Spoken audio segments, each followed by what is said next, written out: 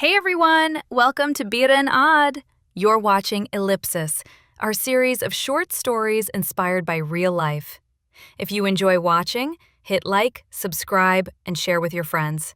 Thanks for sticking with us. The Mule and the Monk. The bell tied to the mule's neck rang with every step, its sound steady and plain, echoing across the empty mountain path. The mule heard the same bell every day of its life, and to him it was simply a part of the road. But the monk on his back, a weary traveler of many monasteries, muttered his chants as if each word carried the weight of the world. The mule did not know where the road led. He only knew to walk when asked. The monk, however, believed he was walking toward enlightenment.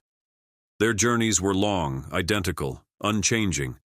From one monastery to another, from one valley to the next, always the same narrow trails, the same cold winds, the same silence. The monk considered this repetition a holy duty. The mule considered it life. One day, as they climbed a thin mountain path carved against the cliff, the mule suddenly stopped. All four legs solidified. The monk, immersed in his recitations, struck the animal with impatience. But before another word could escape his lips, a great stone crashed down in front of them, a boulder so large that neither man nor being would have survived had they taken another step. The monk fell silent. Only a moment earlier, he had cursed the mule. Now he could not find words to speak. He had been lost in distant thoughts, in prayers and scriptures, and had not seen the danger. But the mule, living only in the present, had seen it and stopped.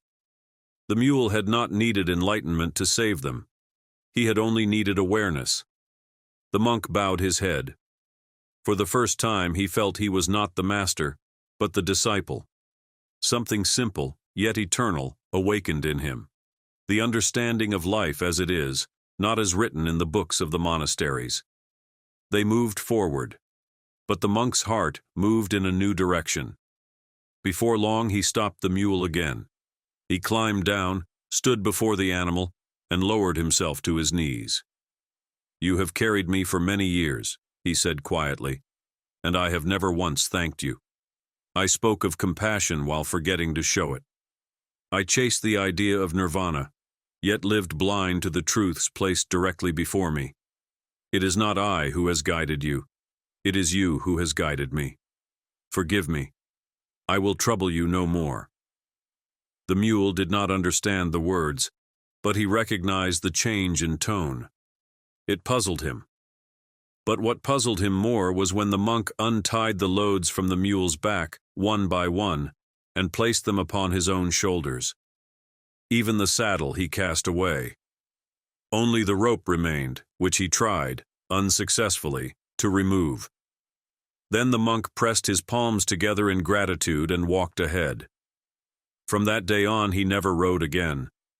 At rest stops, he tended to the mule with a gentleness he had never known himself capable of.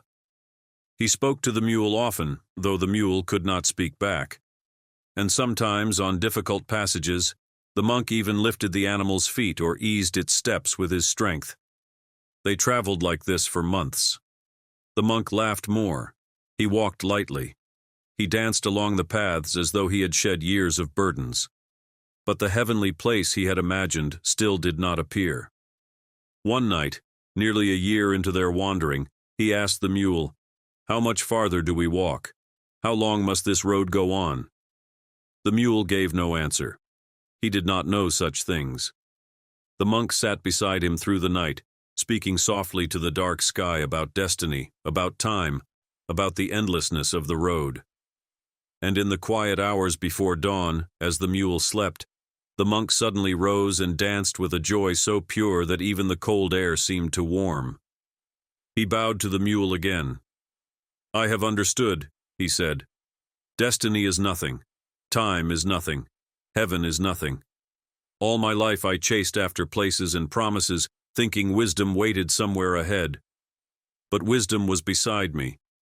It was in your silence, in your patience, in your being exactly as you are. The joy is here, in the journey, in companionship, in understanding what stands before us. Thank you, my friend." The mule understood none of the reasoning, but he understood the companionship. It was enough. He felt the monk was changing into something calmer each day, and perhaps that was the thing the monk called enlightenment. The road continued, as roads do. There were steep climbs, shadowed valleys, and stretches of kindness and hardship. But neither mule nor monk worried about the mysteries ahead. For them, the difference between destiny and journey had disappeared. They simply walked together.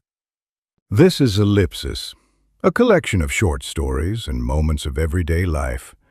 If you enjoyed this content, please like, subscribe, and share for more stories. Thank you very much for your time and patience.